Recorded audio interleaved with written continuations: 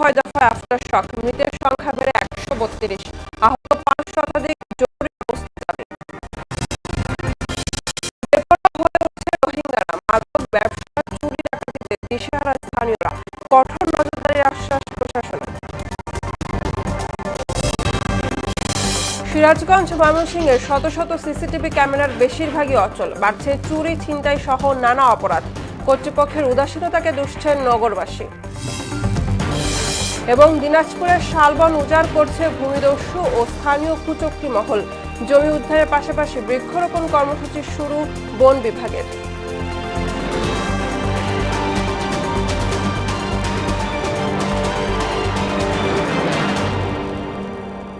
আসসালামু আলাইকুম, স্বাগত মোহনা সংবাদে। এতক্ষণ শুনছিলেন শিরোনাম, পুরো সংবাদের সঙ্গে আছি আমি বুশরাত জাহানিমা। শুরুতেই আন্তর্জাতিক প্রসঙ্গ। দক্ষিণ আমেরিকার দেশ কলম্বিয়ায় ভয়াবহ ভূমিকম্পের পর দফায় দফায় আফটারশক হচ্ছে। 7.4 মাত্রার এই শক্তিশালী ভূমিকম্পে এখন পর্যন্ত 132 জনেরও বেশি মানুষের প্রাণহানির খবর পাওয়া গেছে। আহত হয়েছে 5 শতাধিক মানুষ। আকস্মিক এই ভূমিকম্পে মুহূর্তেই ধসে পড়েছে 86টির বেশি আবাসিক ভবন ও স্থাপনা। নিচে আটকে পড়ে অনেকে নিখোঁজ রয়েছেন। জারি করা হয়েছে জরুরি অবস্থা। বিস্তারিত প্রিয়াঙ্কা নিতুর ডেস্ক রিপোর্টে। কলম্বিয়ার পশ্চিমাঞ্চল ও পার্শ্ববর্তী দেশগুলোতে আঘাত হেনেছে 7.4 মাত্রার শক্তিশালী ভূমিকম্প। এতে এখন পর্যন্ত 132 জনের বেশি মানুষের মৃত্যুর খবর পাওয়া গেছে। ধসে পড়েছে অসংখ্য ভবন, নিচে আটকে পড়েছেন বহু মানুষ। জারি করা হয়েছে জরুরি অবস্থা। মার্কিন ভূতাত্ত্বিক জরিপ সংস্থা USGS জানিয়েছে, সোমবার দেশটির রাজধানী বোগোতা থেকে প্রায় 400 কিলোমিটার পশ্চিমে চোকো অঞ্চলের সান হোসে দেল পালমার পৌরসভার কাছে এই ভূমিকম্পের উৎপত্তি হয়। সবচেয়ে বেশি প্রাণহানি ঘটেছে পেরেইরা শহরে, যেখানে অন্তত 60 জনের মৃত্যু হয়েছে। ধসে পড়েছে অন্তত 86টি ভবন। ক্যালিতে 20টি ভবন ধসে পড়েছে এবং 380টি ভবন ক্ষতিগ্রস্ত হয়েছে। ম্যানিজালেস শহরের একটি ঐতিহাসিক ক্যাথেড্রালের টাওয়ারও ভেঙে পড়েছে। উৎপত্তিস্থলের কাছাকাছি চোকো প্রদেশেও ব্যাপক ক্ষয়ক্ষতি হয়েছে। ধ্বংসস্তূপে উদ্ধার কাজ চালাচ্ছে জরুরি সেবা বাহিনী। হতাহতের সংখ্যা আরও বাড়তে পারে বলে আশঙ্কা করা হচ্ছে। দেশটির নতুন প্রেসিডেন্ট আবেলার্দো দে লা এসপ্রিয়েলা শপথ নেয়ার মাত্র কয়েকদিন পর এই ভূমিকম্প আঘাত হানায় তার সরকারের সামনে এটি প্রথম বড় সংকট হয়ে দাঁড়িয়েছে। প্রিয়াঙ্কা নিতু, মোহনা সংবাদ। জাতীয় মানবাধিকার কমিশনার 2026-এর খসড়া চূড়ান্ত অনুমোদন দিয়েছে মন্ত্রিসভা। সোমবার প্রধানমন্ত্রী তারেক রহমানের সভাপতিত্বে মন্ত্রিপরিষদের বৈঠকে অনুমোদন দেওয়া হয়। সরকার মানবাধিকার সুরক্ষায় অত্যন্ত প্রতিশ্রুতিবদ্ধ। এদিকে একীভূত হওয়া 5টি দুর্বল ব্যাংকের মালিকানা পুরনো মালিকদের কাছে ফিরে পাওয়ার পথ বন্ধ করে দিয়েছে সরকার। এ সংক্রান্ত বিধান রেখে ব্যাংক রেজুলেশন সংশোধন আইন 2026-এর খসড়া নীতিগত ও চূড়ান্ত অনুমোদন দিয়েছে আজকের মন্ত্রিসভা। এছাড়া আধুনিক এবং সেবামুখী অভিবাসন কাঠামো গড়ে তোলার লক্ষ্যে বিদ্যমান ভিসা পদ্ধতি যুগোপযোগী, নিরাপদ, গতিশীল এবং সহজীকরণের উদ্দেশ্যে ভিসা নীতিমালা 2026 অনুমোদন দেওয়া হয়। এতে 34টি ভিসা ক্যাটাগরি নির্ধারণ করা হয়েছে। ফ্যাসিবাদীরা দেশকে ঋণ ও আমদানি নির্ভর করেছিল বলে অভিযোগ করেছেন প্রধানমন্ত্রী তারেক রহমান। সোমবার দুপুরে চীনমন্ত্রী সম্মেলন কেন্দ্রে SDG সম্মেলনে একথা বলেন তিনি। চলতি মেয়াদের মধ্যেই পর্যায়ক্রমে প্রতিটি নাগরিককে সামাজিক সুরক্ষা বলয় ও অর্থনৈতিক সহায়তা কাঠামোর আওতায় আনার পরিকল্পনার কথাও তুলে ধরেন সরকার প্রধান। এরই অংশ হিসেবে দেশের 3টি গ্রামকে SDG ভিলেজে পরিণত করা হচ্ছে বলেও জানান তিনি। 1.5 দশকের বেশি সময় ধরে ফ্যাসিবাদী শোষণ শাসন বাংলাদেশকে একটি ঋণ নির্ভর এবং আমদানি নির্ভর ভঙ্গুর রাষ্ট্রে পরিণত করেছিল। স্বল্পোন্নত দেশের তালিকা থেকে উত্তরণ এবং SDG বাস্তবায়নে অর্জিত অগ্রগতির সুসংহত করতে বর্তমান সরকার পুনরুদ্ধার, পুনর্বাসন, পুনর্গঠন বা রিকভারি, রিহ্যাবিলিটেশন এবং রিকনস্ট্রাকশন এই 3R কৌশল গ্রহণ করেছে। স্বাস্থ্য, শিক্ষা ও নাগরিক অধিকার হবে সার্বজনীন। দায়িত্ব গ্রহণের পর প্রধানমন্ত্রী তারেক রহমানের সঙ্গে প্রথম বৈঠক করেছেন বাংলাদেশে নিযুক্ত ভারতের হাই কমিশনার দীনেশ ত্রিবেদী। এতে শেখ হাসিনা ও শহীদ ওসমান হাদি হত্যাকাণ্ডে জড়িতদের ফেরত দেওয়ার দাবি জানিয়েছে বাংলাদেশ। বৈঠক শেষে প্রধানমন্ত্রীর সঙ্গে সৌহার্দ্যপূর্ণ আলোচনা হয়েছে উল্লেখ করে হাই কমিশনার বলেন, দুই দেশের সম্পর্ক উন্নয়নের সুযোগ রয়েছে। কোনো ইস্যু নাই যা আমরা বসে সেটেল করতে পারি না, আর আমাদের মধ্যে it is a win win situation.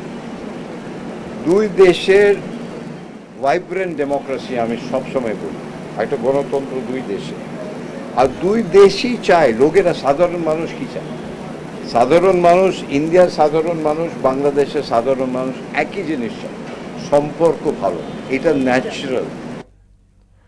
ভারতের মদতেই 5 আগস্ট পলাতক শেখ হাসিনা দেশের বিচার বিভাগকে বৃদ্ধাঙ্গুলি দেখিয়েছেন বলে মন্তব্য করেছেন পররাষ্ট্রমন্ত্রী ডক্টর খলিলুর রহমান। প্রধানমন্ত্রীর সঙ্গে ভারতীয় হাইকমিশনারের বৈঠক শেষে সোমবার দুপুরে পররাষ্ট্র মন্ত্রণালয়ে ব্রিফিংয়ে একথা বলেন তিনি। পররাষ্ট্রমন্ত্রী বলেন, প্রধানমন্ত্রী তারেক রহমানের ভারত সফরের বিষয়ে এখনো কোনো নীতিগত সিদ্ধান্ত হয়নি। প্রধানমন্ত্রীর সঙ্গে ভারতীয় হাইকমিশনারের গঙ্গা চুক্তি নিয়ে আলোচনা প্রসঙ্গে খলিলুর রহমান বলেন, একজন হাইকমিশনারের সঙ্গে সরকার প্রধানের বৈঠকে সাধারণত চুক্তি বা এ ধরনের সুনির্দিষ্ট বিষয় নিয়ে আলোচনা হয় না। দণ্ডপ্রাপ্ত হাসিনা, তার জায়গা হচ্ছে জুডিশিয়ারি। বাংলাদেশের একটা কম্পিটেন্ট কোর্ট তার বিচার করেছে, তাকে দণ্ড দিয়েছে। দণ্ডপ্রাপ্ত ব্যক্তির বিষয়ে কি হয়, তাকে কাস্টডিতে নেওয়া হয়, এবং তার যদি কিছু বক্তব্য থাকে, আত্মপক্ষ সমর্থনের কিছু থাকে, সেটা আদালতে বলে। তো 5 তারিখে হাসিনা যে কাজটি করেছে সেটা হচ্ছে বাংলাদেশের জুডিশিয়ারি, রাষ্ট্রের একটি স্তম্ভতার প্রতি বৃদ্ধাঙ্গুষ্ঠে দিয়েছে। এবারের এসএসসি ও সমমান পরীক্ষায় পাশের হার 62.25%। কমেছে জিপিএ-5 এর সংখ্যা। জিপিএ-5 পেয়েছে 1,16,676 জন। সোমবার সকালে সচিবালয়ে 2026 সালের মাধ্যমিক পরীক্ষার ফল প্রকাশ করে শিক্ষামন্ত্রী এহসানুল হক মিলন বলেন, পরীক্ষার্থীরা আবেদন করলে খাতা পুনর্মূল্যায়নের সুযোগ থাকবে। এছাড়া শূন্য পাশ করা শিক্ষা প্রতিষ্ঠানের বিরুদ্ধে ব্যবস্থা নেওয়ার ঘোষণা দেন তিনি। যদি কেউ কাউকে ভুলভাবে মার্কিং করে থাকে বা যেখানে যা পাওয়ার উপযুক্ত রয়েছে সেটা যদি না দিয়ে থাকে, দেয়াল বি রিভিউ কমিটির সামনে সেই খাতা পুনঃপরীক্ষা করা হবে।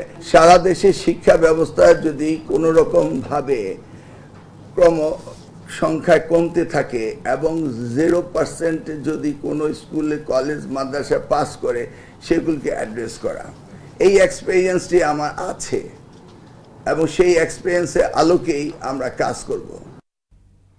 গণতন্ত্র প্রতিষ্ঠায় আইন ও সাংবিধানিক সংস্কারের পাশাপাশি রাজনৈতিক নেতাদের মানসিকতা পরিবর্তন জরুরি বলে মন্তব্য করেছেন বিএনপির সিনিয়র যুগ্ম মহাসচিব রুহুল কবির রিজভী। সোমবার সকালে সিডাপ মিলনায়তনে আয়োজিত এক অনুষ্ঠানে তিনি বলেন, নির্বাচনের ফলাফল মেনে নেওয়ার সংস্কৃতিও গড়ে ওঠা জরুরি। বিচার বিভাগ ও গণমাধ্যমের স্বাধীনতা নিশ্চিতের ওপর গুরুত্ব দেন রিজভী। ডেমোক্রেটিক ইনস্টিটিউশনগুলো ডেভেলপ হবে, এটাই তো মানুষ চেয়েছে। জুডিশিয়ারি সত্যিকার অর্থে স্বাধীন হবে, গণমাধ্যম স্বাধীনভাবে মত প্রকাশ করবে, তবে সেটা সত্য মত প্রকাশ করবে, কোনো বানোয়াট, মিথ্যা, অপপ্রচার, কলঙ্কমূলক নয়। বিচারকরা হচ্ছে তারা তাদের মত প্রকাশের ক্ষেত্রে, তাদের রায় প্রদানের ক্ষেত্রে একেবারে সুবিবেচনা প্রসূত ভাবেই তারা সেটি দেবেন। এই মানসিকতা সম্পন্ন মানুষই বিচারক হোক, এটাই মানুষের কামনা। আর কোনো ফ্যাসিবাদীকে প্রশ্রয় দেওয়া হবে না বলে হুঁশিয়ারি দিয়েছেন বিরোধী দলীয় নেতা ও জামায়াতে ইসলামের আমির ডক্টর শফিকুর রহমান। সোমবার দুপুরে গাইবান্ধা সাগাথায় জামায়াত শিবিরের 2 কর্মীর খুনিদের বিচারের দাবি ও আইনশৃঙ্খলা পরিস্থিতির অবনতির প্রতিবাদে আয়োজিত জনসভায় তিনি এই কথা বলেন। এ সময় বিএনপিকে জনরায় মেনে প্রয়োজনীয় সংস্কারের মাধ্যমে গণতন্ত্রের পথ উন্মুক্ত করার আহ্বানও জানান ডক্টর শফিক।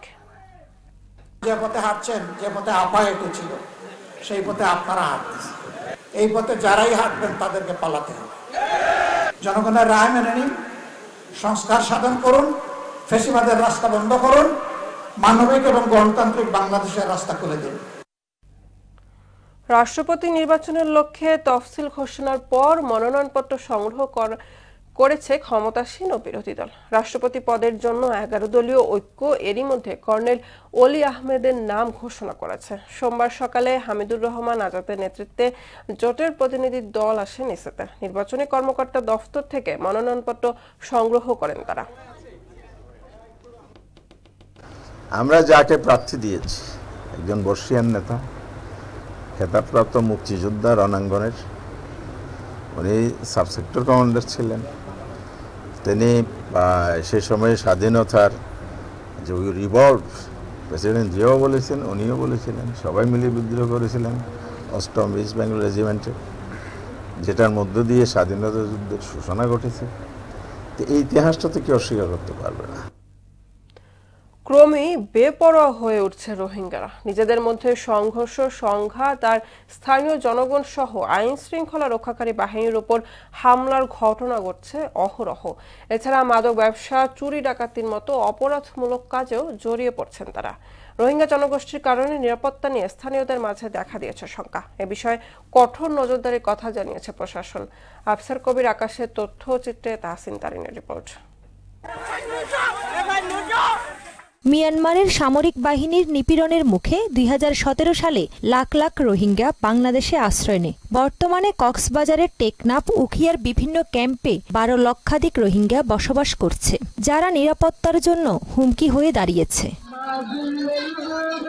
আশ্রিত এই বিশাল জনগোষ্ঠীর মাঝে ক্রমেই বাড়ছে অপরাধ প্রবণতা, দলগত সশস্ত্র অপতৎপরতা, অবৈধ আগ্নেয়াস্ত্রের ব্যবহার, মাদক, মানব পাচার, চাঁদাবাজি, অপহরণ ও ব্যবসা প্রতিষ্ঠান দখলসহ বিভিন্ন অপকর্মে জড়িয়েছেন তারা। কক্সবাজার জেলার মধ্যে রোহিঙ্গাদের কারণে একটা অরাজকতা সৃষ্টি হয়েছে। রোহিঙ্গারা আসলে যে মাদক এবং অপহরণ চক্রের সাথে ওরা ওতপ্রোতভাবে জড়িত। যে টেকনাফে রোহিঙ্গা আসার ফলে আমাদের প্রথম নম্বর সমস্যা হচ্ছে যে পরিবেশ নষ্ট হয়েছে। বেপরোয়া হয়ে ওঠা রোহিঙ্গাদের কারণে চরম আতঙ্কের মধ্যে রয়েছেন স্থানীয় বাসিন্দারা। ফলে এই জনগোষ্ঠী দ্রুত প্রত্যাবাসন দাবি করলেন জনপ্রতিনিধিরা। রোহিঙ্গারা নানা অপকর্মের সাথে তারা দিন দিন জড়িত হয়ে যাচ্ছে, বিশেষ করে মাদক, সন্ত্রাস, চাঁদাবাজি, অপহরণ সহ বিভিন্ন অপরাধের সাথে তারা জড়িত হয়ে যাচ্ছে। রোহিঙ্গাদের যদি প্রত্যাবাসন যত দীর্ঘায়িত হবে, তত এই ধরনের অপরাধ কর্মকাণ্ড আমাদের এই দেশে বাড়তে থাকবে। আইন শৃঙ্খলা বাহিনী বলছে, রোহিঙ্গাদের নিয়ন্ত্রণে কঠোর নজরদারি করা হচ্ছে, তবে এর সঙ্গে জনসচেতনতা তৈরি করাও জরুরি।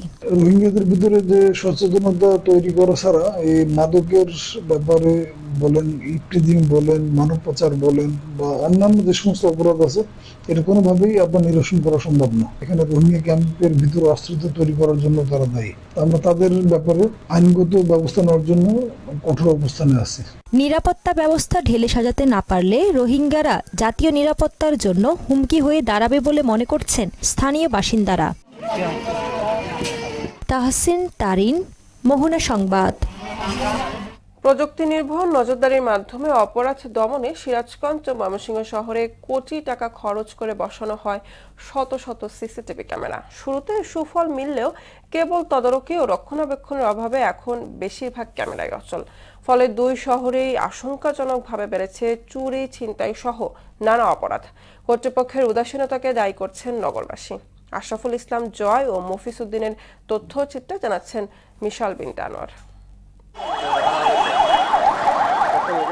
অপরাধ নিয়ন্ত্রণ ও অপরাধী শনাক্তে সিরাজগঞ্জ শহরের 65টি গুরুত্বপূর্ণ পয়েন্টে 2021 সালে 100টি সিসিটিভি ক্যামেরা স্থাপন করা হয়েছিল, কিন্তু কর্তৃপক্ষের উদাসীনতা ও রক্ষণাবেক্ষণের অভাবে এখন অধিকাংশ ক্যামেরাই অচল। এতে চুরি, ছিনতাই, ইফটিজিং সহ নানা অপরাধ বেড়েছে বলে অভিযোগ নগরবাসীর। সিসি ক্যামেরাগুলো রয়েছে, সেগুলো অনেক জায়গায় বিকল হয়ে আছে। কর্তৃপক্ষের কাছে অনুরোধ করব যে অতি দ্রুত শহরের মোড়ে মোড়ে সিসি ক্যামেরা স্থাপনের জন্য। শুধু ক্যামেরা বসালেই হবে না, সার্বক্ষণিক তদারকির পাশাপাশি অপরাধীদের বিচারে দ্রুত কার্যকর পদক্ষেপ নেওয়ার তাগিদ দেন আইনজীবী ও সুশীল সমাজের প্রতিনিধিরা। হামারি টায়ার করে সাজা দিতে পারলে এই ছিনতাই, রাহাজানি এগুলো কমে যাবে আমরা আশা করি। নজরদারি বাড়াতে আধুনিক সিসিটিভি নেটওয়ার্ক তৈরির পরিকল্পনার আশ্বাস দিয়েছে কর্তৃপক্ষ। সিসি ক্যামেরাগুলো যাতে পুনর্স্থাপন করা যায় সেজন্য আমরা কাজ করে যাচ্ছি। সিসি ক্যামেরা যেই জায়গাগুলোতে এখনো নেই বা বিকল হয়ে গেছে, সেগুলো নতুন করে সিসি ক্যামেরা ইনস্টল করা আমরা উদ্যোগ গ্রহণ করছি। এদিকে তদারকি ও রক্ষণাবেক্ষণের অভাবে নষ্ট হয়ে গেছে ময়মনসিংহ শহরের বিভিন্ন পয়েন্টে স্থাপন করা সিসিটিভি ক্যামেরা, ফলে বেড়েই চলেছে অপরাধ।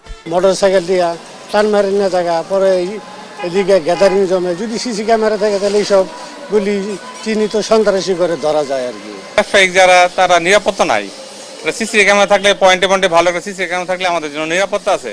সিসি ক্যামেরা আরো সংযোজন করা হয় এবং পুরাতন যেগুলি নষ্ট ছিল এগুলি যদি মেরামতের ব্যবস্থা করা হয়। কর্তৃপক্ষের উদাসীনতাকে দায়ী করছে নাগরিক নেতৃবৃন্দ। কিভাবে চুরি হচ্ছে, কারা চুরি করতেছে এটা ফাইন্ড আউট করাটা সহজ হইতো। যথাযথ কর্তৃপক্ষের দায়িত্ব, তারা ঠিক মতো এটা দেখভাল করতে পারে নাই। সরকারি বরাদ্দ না থাকায় নতুন করে সিসিটিভি ক্যামেরা বসানো সম্ভব হচ্ছে না বলে জানান অতিরিক্ত পুলিশ সুপার। সরকারের পক্ষ থেকে কোনো ফান্ড আসে বা আমরা যদি কোনো ফান্ড কালেকশনের কোনো ইনিশিয়েটিভ নেই তখন হয়তো আমরা আবার এটা নিয়ে চিন্তা করব। কর্তৃপক্ষের সদিচ্ছা, নিয়মিত রক্ষণাবেক্ষণ এবং সরকারি বরাদ্দের দ্রুত বাস্তবায়নে পারে এই দুই শহরকে পুনরায় নিরাপদ নজরদারির আয়তায় ফিরিয়ে আনতে। মিশাল বিনতে আনোয়ার, মোহনা সংবাদ। প্রাকৃতিক সৌন্দর্যের লীলাভূমি দিনাজপুরের ধর্মপুর শালবন। উত্তরবঙ্গের সবচেয়ে বড় এই শালবনের গাছ কেটে উজাড় করছে ভূমিদস্যু সহ স্থানীয় কুচক্রী মহল। এছাড়া বনভূমির জমি দখল করে চাষাবাদ এমনকি স্থাপনা নির্মাণের কারণে হুমকির মুখে পড়েছে জীববৈচিত্র্য। তবে আশার কথা হলো শালবনের প্রাকৃতিক সৌন্দর্য ফিরিয়ে আনতে দখলকৃত জমি উদ্ধারের পাশাপাশি বৃক্ষরোপণ কর্মসূচি শুরু করেছে বন বিভাগ। সুবল রায়ের প্রতিবেদন, জানাচ্ছেন মাহমুদ আক্তার। উত্তরবঙ্গের সবচেয়ে বড় শালবন দিনাজপুরের ধর্মপুর শালবন। প্রায় ৩,০০০ একর আয়তনের শালবনে ৪০ বছর ধরে গাছ কেটে সাবার করে দিয়েছে ভূমিদস্যু সহ স্থানীয় কুচক্রী মহল। পাশাপাশি জমিগুলো দখল করে চাষাবাদ সহ গড়ে তুলেছে বিভিন্ন স্থাপনা। বনভূমির প্রাকৃতিক সৌন্দর্য ফিরিয়ে আনতে বন বিভাগ সেই সব জমি উদ্ধারে নামে। এখন পর্যন্ত আদালতের মাধ্যমে ৩২৫ একরের মধ্যে প্রায় ২১৪ একর জমি পুনরুদ্ধার হয়েছে। সামাজিক বনায়নের প্রায় ২৫০ জন উপরিভোগীদের নিয়ে উদ্ধারকৃত জমিতে গাছ রোপণ শুরু করেছে বন বিভাগ। এই জমিতে যদি বাগান লাগা হয় সেই সুবাদে আবার রাষ্ট্রে আবার আমার মনে হয় ক্ষতি সাধন হচ্ছে, কারণ কৃষি তো লাগবে, কৃষির বিকল্প নাই। এগুলা ফরেস্টের সম্পদ, কিন্তু জনগণই ভোগ দখল করে খাচ্ছিল। জমিগুলা সরকারের আওতায় নিতেছে, তা আমরাও নিজ ইচ্ছায় ছাড়িয়ে দিছি আর আমাদেরকেও উপকার ভোগী দিতেছে। বনভূমির জমি উদ্ধার করে সামাজিক বনায়ন গড়ে তুললে সব উপরিভোগীরাই এর সুফল পাবে বলে জানায় বন বিভাগ। সংরক্ষিত বনভূমির অনেক জমি আমাদের বেদখল আছে। এই বেদখলকৃত জমির মধ্যে আমরা এক দাগে কিছু অংশ ছিল, মোটামুটি ৬ একরের মতন আজকে উদ্ধার করা হলো। আরো অনেক দাগেই আছে, যেগুলো আমরা পর্যায়ক্রমে আমরা চারা লাগাবো। যারা এতদিন জবরদখল করেছিল তারা তাদের ভুল বুঝতে পেরে বন বিভাগের সাথে সম্পৃক্ত হয়ে বর্তমান সরকারের যে 5 বছরে 25 কোটি চারা বৃক্ষরোপণের যে একটা প্রোগ্রাম রয়েছে তাতে তারা শরিক হয়েছে এবং স্বতঃস্ফূর্তভাবে আমাদেরকে সহায়তা করেছে। বন বিভাগের তথ্য মতে ধর্মপুর শালবনের এই উদ্ধারকৃত জমিতে পৌনে ১ লাখ গাছের চারা রোপণ করা হবে। মাহমুদ আক্তার, মোহনা সংবাদ। রাজধানীর বনানী থানায় দায়ের করা হত্যাচেষ্টা মামলায় সাবেক প্রধান বিচারপতি খায়রুল হককে জামিন দিয়েছে আদালত। সবশেষ মামলায় জামিন হয় তার মুক্তিতে বাধা নেই বলে দাবি করেছেন আইনজীবীরা। সোমবার বিচারপতি KM জাহিদ সরোয়ার ও বিচারপতি শেখ আবু তাহেরের হাইকোর্ট বেঞ্চ আদেশ দেন। এদিকে গোপন ভিডিও ফাঁস সন্দেহে মারধর ও শ্বাসরোধে হত্যাচেষ্টার অভিযোগে দায়ের করা মামলায় হাইকোর্ট থেকে আগাম জামিন পেয়েছেন সাতক্ষীরা ৪ আসনের সংসদ সদস্য গাজী নজরুল ইসলাম। হাইকোর্ট থেকে এই আগাম জামিন দেন তিনি। জুলাই গণঅভ্যুত্থানে আন্দোলনকারীদের ওপর হামলার সংবাদ প্রচার করা টেলিভিশন চ্যানেল বন্ধ করতে তৎকালীন তথ্য প্রতিমন্ত্রী আরাফাতকে নির্দেশ দিয়েছিলেন কার্যক্রম নিষিদ্ধ আওয়ামী লীগ নেতা ওবায়দুল কাদের। এমন একটি ফোনালাপ ওবায়দুল কাদের সহ সংগঠনটির ৭ জনের বিরুদ্ধে মানবতা বিরোধী অপরাধ মামলার ৪র্থ দিনের যুক্তিতর্কে উপস্থাপন করা হয়। একই দিনে হাসান মাহমুদ ও ওবায়দুল কাদেরের সঙ্গে একটি কল রেকর্ডও তুলে ধরা হয়, যাতে আন্দোলনকারীদের বাড়িঘর ও ব্যবসা প্রতিষ্ঠানে আগুন লাগানোর নির্দেশ দেন শেখ হাসিনা। 4টি টিভি চ্যানেল জুলাই আন্দোলনের সময় 2 বার সরকারের নির্দেশে বন্ধ করতে বাধ্য হয়েছিল। জুলাই গণঅভ্যুত্থানের সময় বাংলাদেশের সকল মিডিয়া তারা তাদের নিজেদের স্বাধীনভাবে খবর প্রচার করতে পারেনি। এটাই একটা সিস্টেম ক্রাইম। শরীয়তপুরে জাজিরে আধিপত্য বিস্তারকে কেন্দ্র করে দুপক্ষের সংঘর্ষে ককটেল বিস্ফোরণের ঘটনায় মান্নান সর্দার নামে এক ব্যক্তি নিহত হয়েছেন। এই ঘটনায় অন্তত 10 জন আহত হন। সোমবার সন্ধ্যায় উপজেলার মুল্লা ইউনিয়নের লাউখোলা এলাকায় এই ঘটনা ঘটে। পুলিশ জানায়, লাউখোলা এলাকার রেজাউল শিকদার ও তার সমর্থকদের সঙ্গে আধিপত্য বিস্তারকে কেন্দ্র করে তমিজ খা ও তার সমর্থকদের বিরোধ চলছিল। এরই জেরে লাউখোলা এলাকায় দুপক্ষের লোকজন সংঘর্ষে জড়িয়ে পড়ে। এ সময় অর্ধশতাধিক ককটেল বিস্ফোরণের ঘটনা ঘটে। ঘটনার পর এলাকায় অতিরিক্ত পুলিশ মোতায়েন করা হয়েছে। এ ঘটনায় প্রয়োজনীয় আইনগত ব্যবস্থা নেওয়ার কথা জানায় পুলিশ। দেশ জুড়ে গেল 24 ঘন্টায় হাম ও এর উপসর্গে আরও 5 শিশুর মৃত্যু হয়েছে। এই সময় নতুন আক্রান্ত হয়েছে 1155 শিশু। আর 15 মার্চ থেকে 10 আগস্ট পর্যন্ত এ রোগের উপসর্গে হাসপাতালে ভর্তি হয়েছে 1,19,322 জন। এ সময় সুস্থ হয়ে বাড়ি ফিরেছে 1,16,139 জন। এ নিয়ে হামের উপসর্গে মৃত্যু হয়েছে 878 শিশুর। সোমবার স্বাস্থ্য অধিদপ্তরের এক সংবাদ বিজ্ঞপ্তিতে এ তথ্য জানানো হয়। এবার সারা দেশে অনুষ্ঠিত সভা সমাবেশ নিয়ে প্রতিনিধিদের পাঠানো তথ্য চিত্র ডেস্ক রিপোর্ট। সরকার নির্ধারিত ন্যায্য মূল্যে সার না পাওয়ার অভিযোগে লালমনিরহাট বুড়িমারি মহাসড়ক অবরোধ করে বিক্ষোভ করেছে আমন চাষিরা। ময়মনসিংহে 30 সালে দরিদ্র নারী পুরুষকে 3 দিন ব্যাপী প্রশিক্ষণ শেষে 4টি বকনা বাছুর বিনামূল্যে বিতরণ করা হয়েছে। ঝিনাইদহের কালীগঞ্জ সরকারি নলডাঙ্গা ভূষণ পাইলট মাধ্যমিক বিদ্যালয়ে 3 দিন ব্যাপী বইমেলার উদ্বোধনী অনুষ্ঠানে প্রধান অতিথি হিসেবে উপস্থিত ছিলেন উপজেলা নির্বাহী কর্মকর্তা রেজওয়ানা নাহিদ। সুনামগঞ্জ শহরের মধ্যবাজারের সুরমা নদীর চাঁদনী খেয়াঘাটে যাত্রী ছাউনির উদ্বোধন করা হয়েছে। নৌযানের নিরাপত্তা, নৌপথে মানুষের জীবন ও সম্পদের নিরাপত্তা বৃদ্ধি সহ নৌ চলাচলের ক্ষেত্রে সার্বিক শৃঙ্খলা বাড়াতে আগামী 20 আগস্ট থেকে 29 আগস্ট পর্যন্ত ব্রাহ্মণবাড়িয়ায় শুরু হয়েছে নৌযান শুমারি। নড়াইলে নানা আয়োজন ও বর্ণাঢ্য কর্মসূচির মধ্য দিয়ে বিশ্ববরণের চিত্রশিল্পী SM সুলতানের 103তম জন্মবার্ষিকী পালিত হয়েছে। নওগাঁর ধামইরহাটে ফ্যামিলি কার্ড শুমারি 2026-এর তথ্য সংগ্রহকারী ও সুপারভাইজার নিয়োগ প্রক্রিয়ায় ত্রুটি ও অনিয়মের অভিযোগে মানববন্ধন অনুষ্ঠিত হয়েছে। জগতের সকল প্রাণী সুখী হোক, মানবতার জয় হোক এই স্লোগানে কক্সবাজার বৌদ্ধ তরুণ তরুণী জেলা সংগঠনের উদ্যোগে বান্দরবানে বন্যায় ক্ষতিগ্রস্ত পরিবারের মাঝে গৃহ নির্মাণ সামগ্রী বিতরণ করা হয়েছে। জামালপুরে বিভিন্ন বেসরকারি হাসপাতাল, ক্লিনিক ও ডায়াগনস্টিক সেন্টারের প্রতিনিধিদের সাথে জেলা শিল্পকলা একাডেমিতে উৎসে কর কর্তন, PSR যাচাই ও আয়কর বিষয়ক মতবিনিময় সভা অনুষ্ঠিত হয়েছে। চাঁদপুর মাদকদ্রব্য নিয়ন্ত্রণ অধিদপ্তরের আয়োজনে মাদকের ক্ষতিকর প্রভাব ও কুফল সম্পর্কে বিভিন্ন শিক্ষা প্রতিষ্ঠানে বিতর্ক প্রতিযোগিতার উদ্বোধন অনুষ্ঠিত হয়েছে। জয়পুরহাটের 5বিবি পৌরসভা নির্বাচনে মেয়র পদপ্রার্থী উপজেলা বিএনপির সভাপতির জনসভা অনুষ্ঠিত হয়েছে। সুনামগঞ্জের বিশ্বম্ভরপুরে প্রভাবশালী কর্তৃক 3টি অসহায় পরিবারের জমি দখল ও হুমকির প্রতিবাদে সংবাদ সম্মেলন করেছে ভুক্তভোগীরা। মাহমুদ আক্তার, মোহনা সংবাদ। আবারও দেশের বাইরের খবর। ইরানের সঙ্গে যুক্তরাষ্ট্রের সংঘাত থামলেও কাটেনি উত্তেজনা। হরমুজ প্রণালী খুলে দেওয়া নিয়ে তেহরানের সঙ্গে ওয়াশিংটনের টানাপোড়েন চলছে।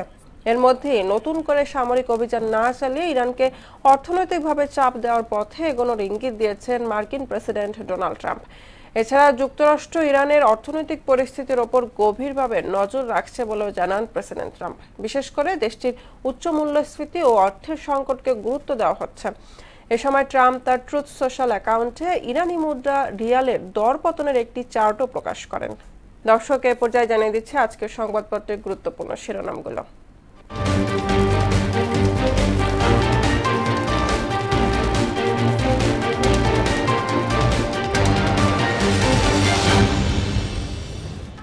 প্রথম আলো শিরোনাম করেছে 19 বছরের সর্বনিম্ন পাসের হার, HSC এর ফলাফল। জ্বালানি ঘাটতিতে কমেছে উৎপাদন, বেড়েছে লোডশেডিং। সম্পর্ক এগিয়ে নিতে সহায়ক পরিবেশ চায় বাংলাদেশ, ঢাকা দিল্লি সম্পর্ক। দৈনিক ইত্তেফাক শিরোনাম করেছে SSC ও সমমান পরীক্ষার ফলাফল প্রকাশ, ইংরেজি ও গণিতের ধাক্কায় বিপর্যয়। মির্জা ফখরুল রাষ্ট্রপতি হলে মন্ত্রিসভায় রদবদল, কে হচ্ছেন বিএনপির ভারপ্রাপ্ত মহাসচিব। দিল্লির সঙ্গে সম্পর্ক এগিয়ে নিতে উপযুক্ত পরিবেশ চায় ঢাকা, প্রধানমন্ত্রী তারেক রহমানের সঙ্গে নতুন হাই কমিশনারের সাক্ষাৎ। সমকাল শিরোনাম করেছে দিল্লির সঙ্গে সম্পর্ক এগিয়ে নিতে সহায়ক পরিবেশ চায় ঢাকা। প্রধানমন্ত্রীর সঙ্গে ত্রিবেদী বৈঠক। শিখন ঘাটতি সহ নানা সংকট, ১৯ বছরের সর্বনিম্ন পাস। ৪১ বিদ্যুৎ কেন্দ্র বন্ধ, গ্রামে তীব্র লোডশেডিং। বাংলাদেশ প্রতিদিন শিরোনাম করেছে হাসিনাকে দ্রুত ফেরত চাইল বাংলাদেশ। এসএসসির ফলে ধস, প্রতিযোগিতামূলক বাজার তৈরিতে দরকার বেসরকারি বিনিয়োগ। যুগান্তর শিরোনাম করেছে ৩১২ শিক্ষা প্রতিষ্ঠানের সবাই ফেল। ১৭ বছরের মধ্যে সর্বনিম্ন পাশের হার, ইংরেজি গণিত বিপর্যয়। প্রধানমন্ত্রীর সঙ্গে ভারতীয় হাইকমিশনের সাক্ষাৎ, সম্পর্ক এগিয়ে নিতে উপযুক্ত পরিবেশ তৈরিতে জোর। আমার দেশ শিরোনাম করেছে ভারতে ব্রিক্স সম্মেলনে যাচ্ছেন না প্রধানমন্ত্রী। নরসিংদীর নাসিমা কাদির মোল্লা হাই স্কুল, ৩৮২ শিক্ষার্থীর সবাই GPA 5। প্রশ্নের মুখে শিক্ষার মান, এসএসসির সমমানে ১১ লাখ পরীক্ষার্থীর পাস, ৭ লাখের চোখে পানি। দর্শক, এই ছিল আজকের সংবাদপত্রের গুরুত্বপূর্ণ শিরোনামগুলো। শেষ করব মোহনা সংবাদ, যাবার আগে শিরোনামগুলো আরো একবার।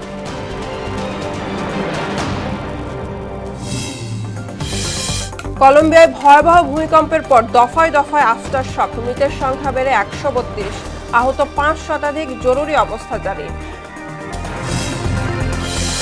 বেপরোয়া হয়ে উঠছে রোহিঙ্গারা, মাদক ব্যবসা, চুরি ডাকাতিতে দিশেহারা স্থানীয়রা, কঠোর নজরদারির আশ্বাস প্রশাসনের।